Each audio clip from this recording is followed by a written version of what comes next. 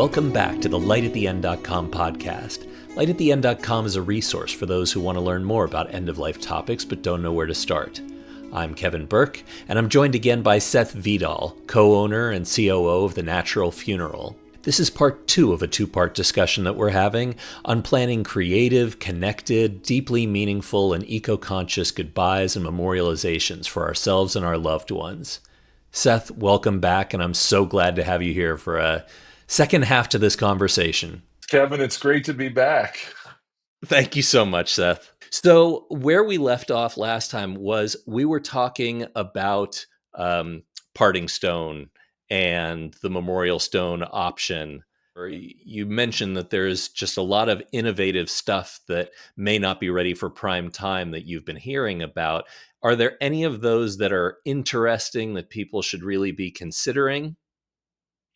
Yeah, well, it's interesting, Kevin, because some of those are considerations on the front side of our disposition. Like a mushroom suit would be maybe something that we shroud our body in as a symbolic gesture where we're bringing those spores and that mycelium network to help in the return of our body to the earth. I'll share with you, we don't use those in our green burials. We choose to use just a natural cloth. We wouldn't be opposed to those because they would obviously decompose fine. But in a green burial, we don't actually emphasize a speed of the decomposition of the body or the return of the elements of the body back to being bioavailable.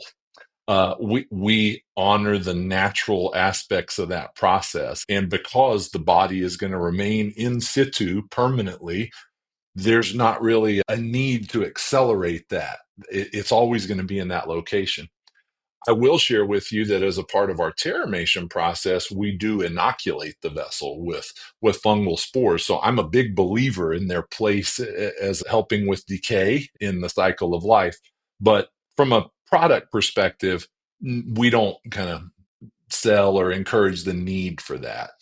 We kind of look at them as like the big foam finger at the sporting event where you might feel good about your gesture of support, but in reality you're not impacting the outcome of the game. To speak to other products, though, certainly in natural death care, there are willow carriers that are options that people can choose instead of a casket.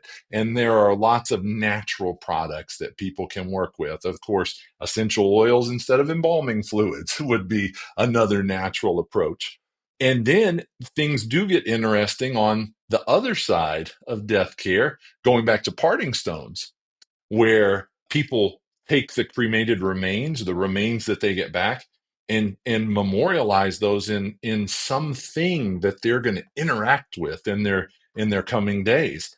And I think your audience might agree, interacting with ash cremated remains is tricky.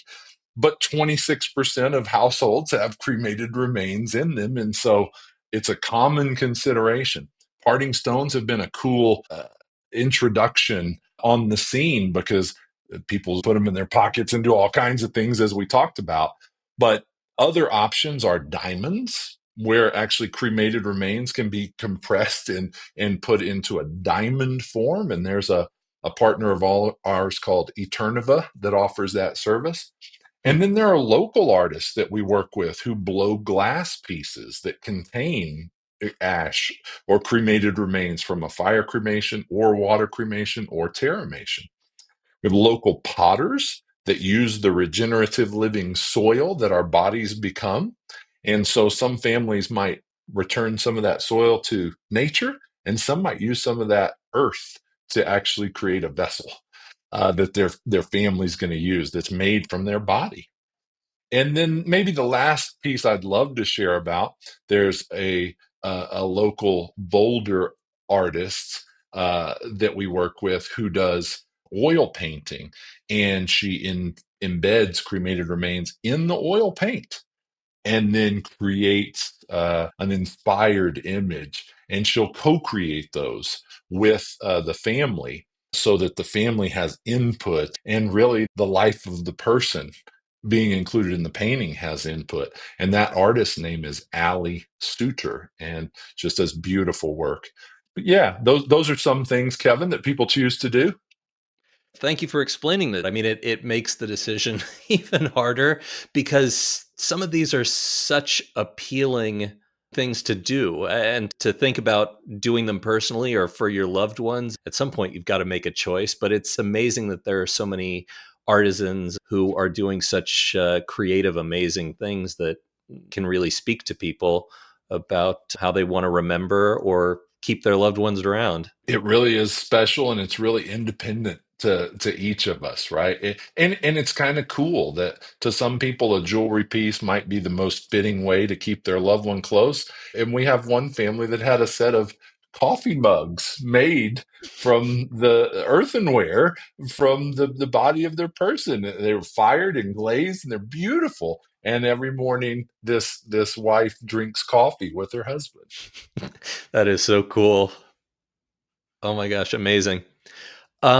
You also, through thenaturalfuneral.com, work with death doulas, death midwives to help people on either end of losing people's loved ones, right? We do. It's important to us. One of our founding principles is a united community and empowering families to look at the end of life or a funeral service or this season holistically and find a way to curate services aligned with people's values. And so death doulas are something that are very supportive in that, as people are maybe have received a prognosis or they're coming to terms with a terminal illness, sometimes sudden, sometimes gradually. But doulas help in, of course, a non-medical, more emotional, spiritual, family unit support way. And so we absolutely advocate for the inclusion of a doula in a family's end of life process, if that's within their reach. But holistically, we have grief counselors that we work really closely with. We have a non-denominational chaplain who is a part of our staff, and we offer support services before, during, and after the funeral with a family. And our goal there is not to be a long-term resource, but more of an acute connector that's Hmm. dealing with this moment of grief and then helping that family find the right connections for ongoing therapy, which may help in their grief process. It's really just been responding to the questions from the family. And when we get enough requests for, maybe a grief group following the loss of a child, we assemble one and we bring in a resource that can connect our community. So I'll humbly give thanks to the people who come and are brave enough to ask for what they need. Yeah. We talked a lot about human composting, Terramation.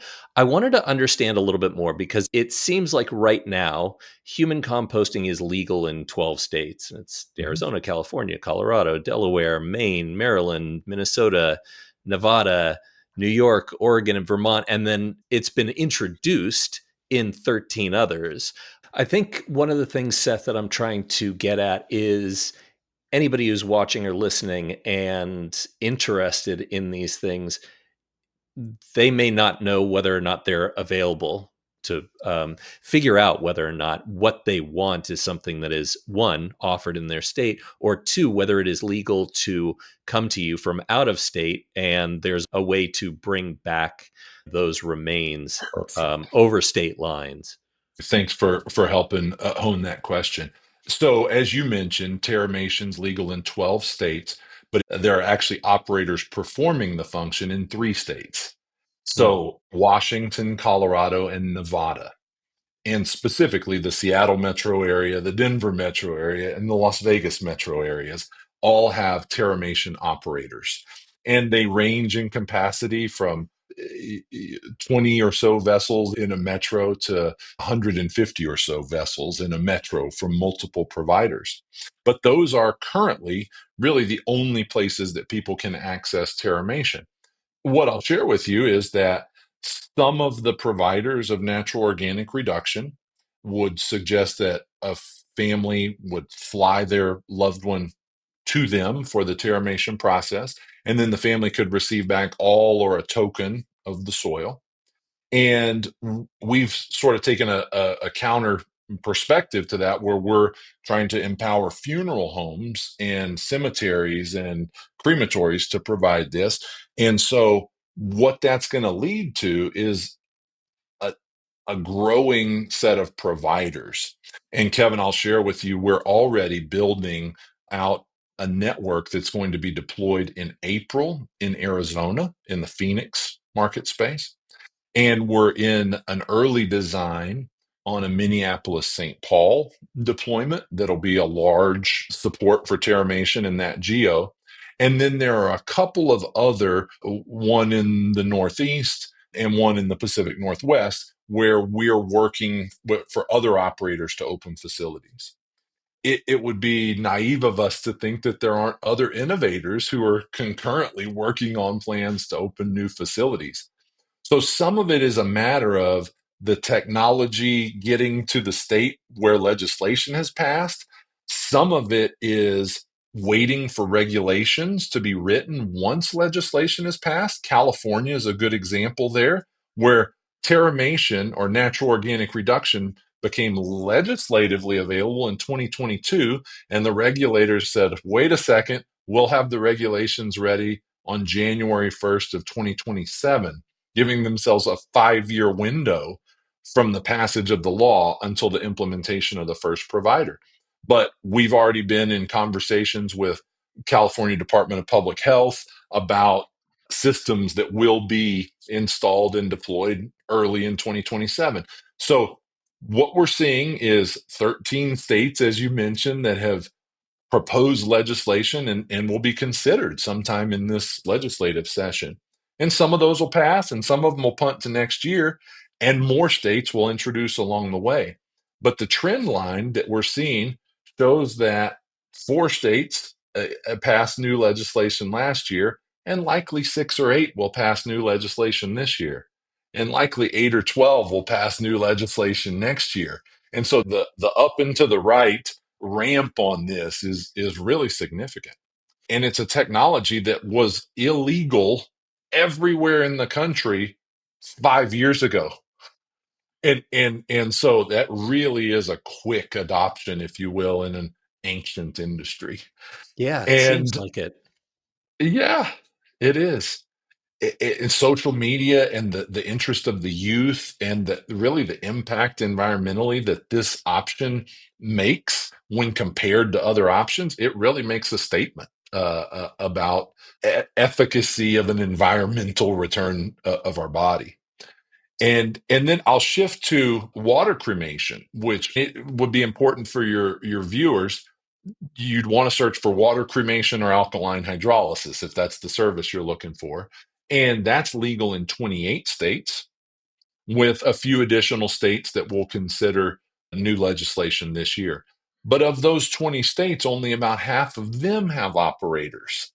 And so it really is a sluggish industry that is slowly embracing these new technologies. And from the consumer side, the want is much faster, I think, than operators are able to open new facilities, which leads to the dynamic, Kevin, you shared about people coming from other states. So, operating from a place of curiosity and being wildly in favor of supporting the client's request, I found it interesting when someone shared, as an environmentalist, I'd like to fly my body from New Jersey to Colorado when I die.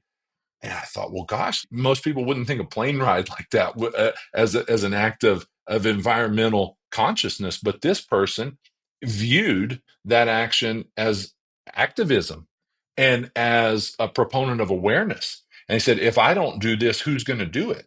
If I don't make New Jerseyans aware that I'm so in favor of this and I've researched it and I know it's right for me, then I'm willing to get on an existing commercial flight, not a charter Mhm. flight, but I'll get on an existing flight that was already going to go from New Jersey to Colorado. And it's that important to me to make the statement. And I felt it in this call with this person from New Jersey. And since then, Kevin, of the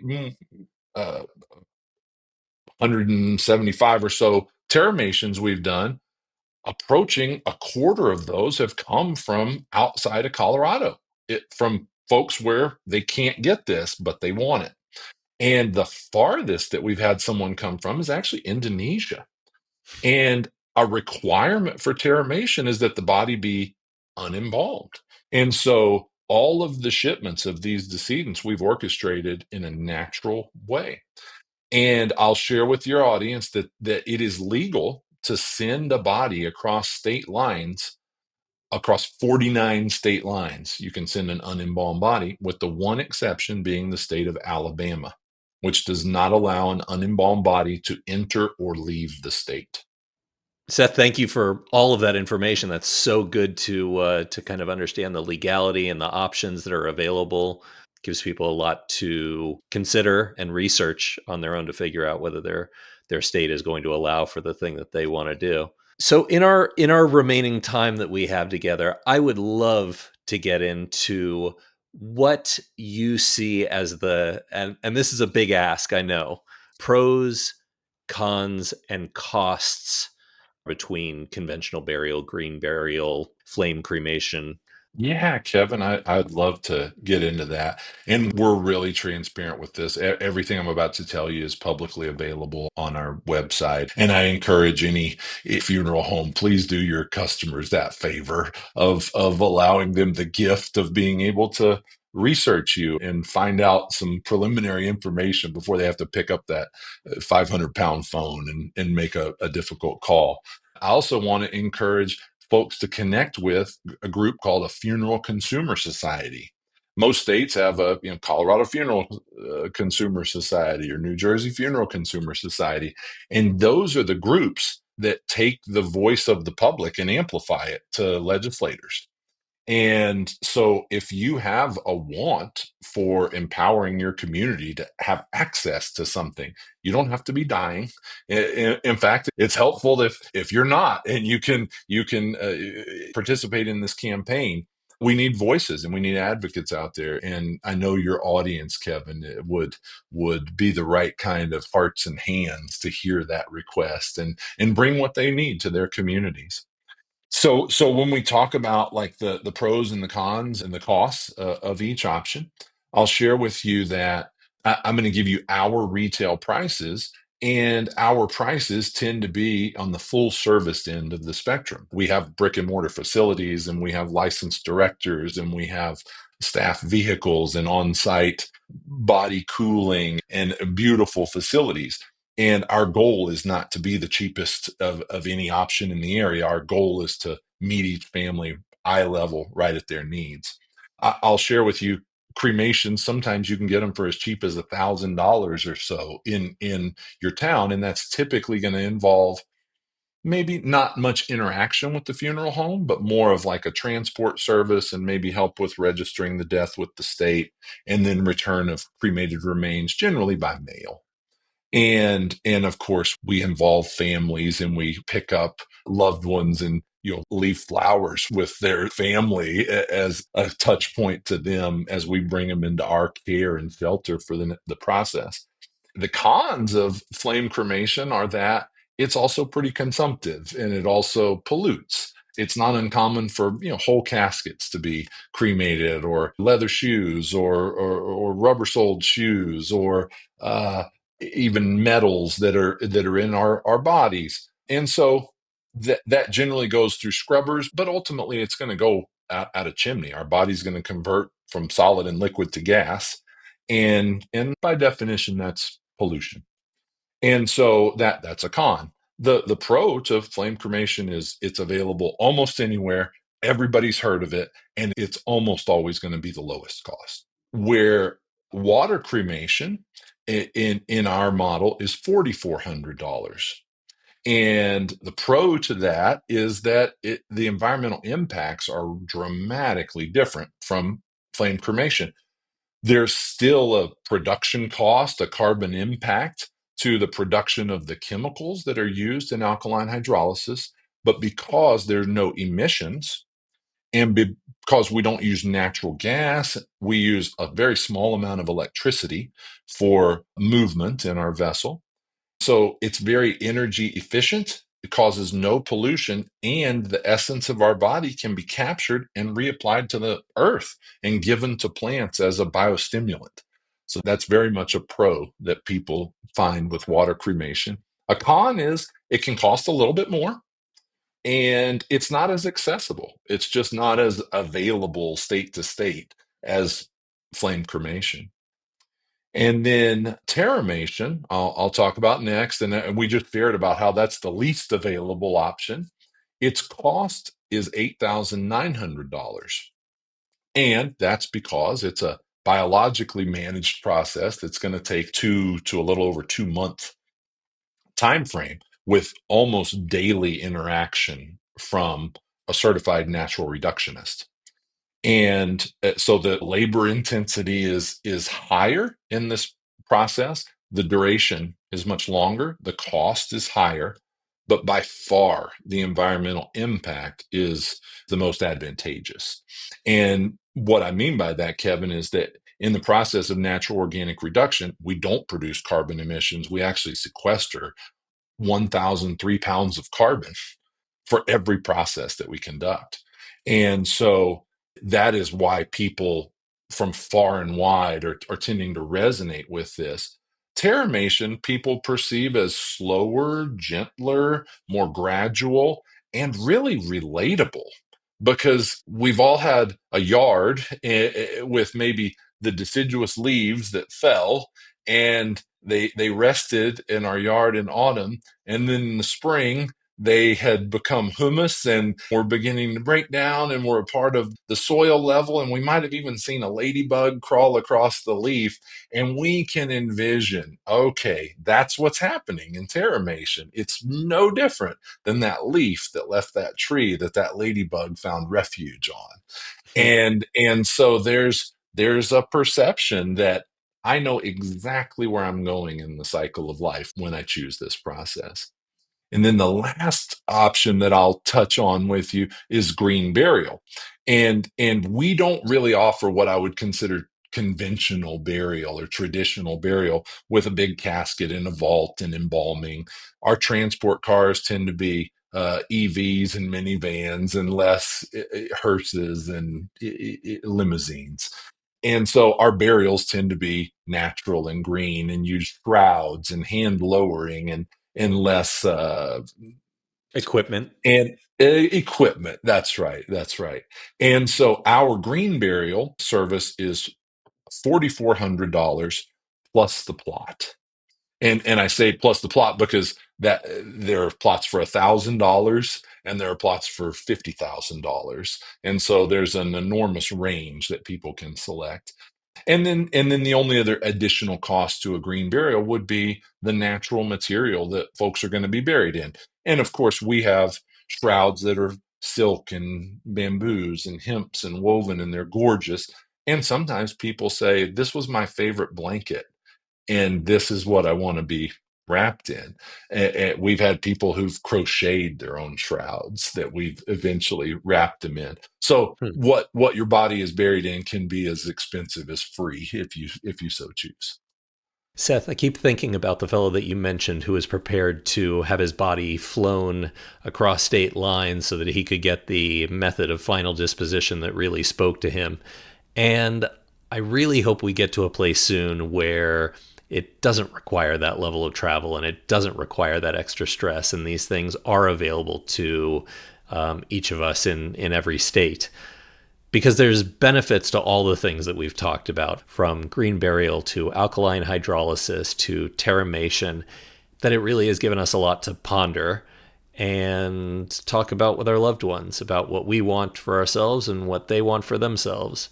Evan, you've done a really fun job in this interview of threading together some really important factors that people need to, and maybe they're just learning through your podcast that they even could or should have self-determination about what's going to eventually happen with their body.